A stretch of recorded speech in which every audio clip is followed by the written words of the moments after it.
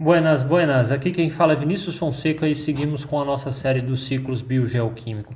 Dentre os elementos que compõem esses ciclos, não tem muito sentido diferenciarmos esses ciclos entre grau de importância, pois todos esses elementos são essenciais à vida. Caso contrário, poderíamos excluir o termo bio da definição.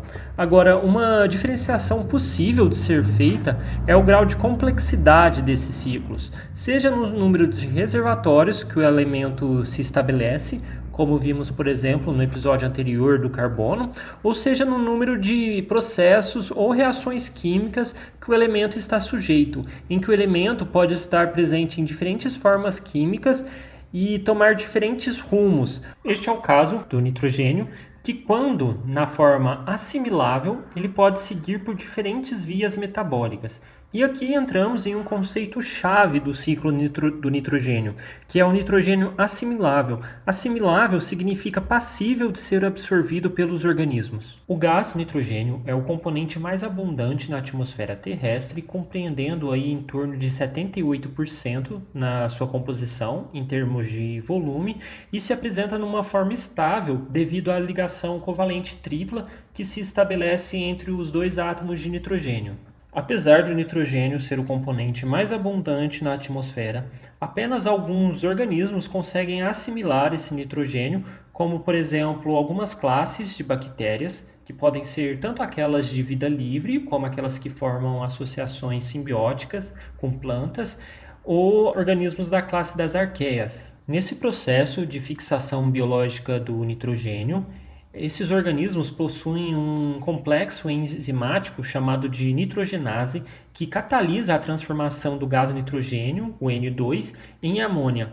E isso é um processo que é energeticamente dispendioso, porque para cada molécula de N2 consumida são necessárias 16 moléculas de ATP. Nos organismos vivos, o nitrogênio ele é componente dos aminoácidos, que são os monômeros que formam as proteínas, e também ele é componente das bases nitrogenadas, que vai compor os nucleotídeos, e esses, por sua vez, compõem os ácidos nucleicos e também as moléculas energéticas que já nos referimos, que é o ATP. E aqui um outro ponto importante do ciclo do nitrogênio, por ser componente das proteínas e das moléculas energéticas, ele vai ser um dos elementos limitantes para a produtividade primária de um ecossistema.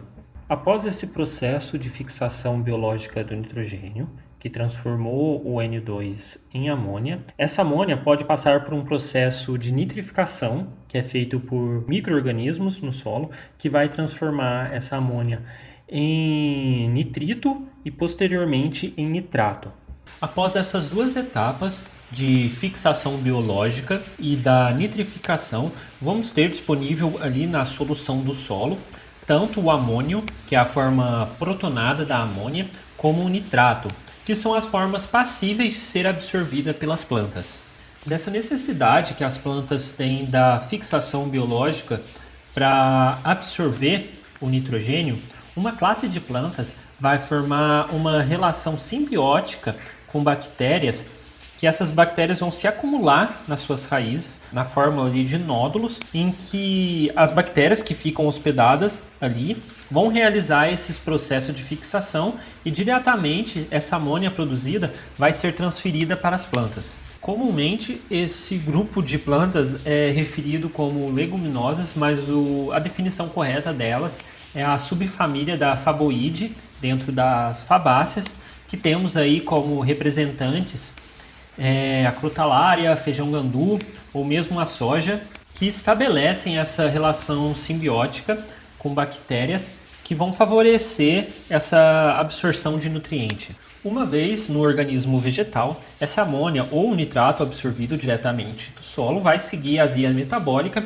para compor os aminoácidos e os elementos que contêm nitrogênio do tecido vegetal, e que posteriormente é transmitido através da cadeia trófica para os animais. Após a morte destes organismos ou por meio das excretas nitrogenadas dos animais, essa amônia vai passar por um processo de mineralização que é feito por micro-organismos decompositores, que vão retornar esse composto nitrogenado numa forma disponível a ser reabsorvido por outros organismos vegetais. Mas aqui temos uma questão chave desse processo. Esses decompositores sempre consomem o carbono e o nitrogênio numa proporção adequada. Caso a proporção de carbono seja muito maior que o nitrogênio, esses micro-organismos vão manter o nitrogênio numa forma imobilizada, que acaba impedindo que as plantas absorvam esse nitrogênio. Então, primeiro, os decompositores vão ter que liberar dióxido de carbono suficiente até que essa concentração de carbono se reduza e que a proporção entre carbono e nitrogênio fique ali em torno de 25:1, ou 30:1, que já é passível de ser absorvido pelas plantas. Dentre as vias possíveis de seguir, o nitrato no solo pode seguir por um processo de denitrificação. Através de uma sequência de reações, vai retornar o nitrogênio para a atmosfera. Outros processos naturais que contribuem para a fixação do nitrogênio são as descargas elétricas por meio de raios ou por meio de reações fotoquímicas.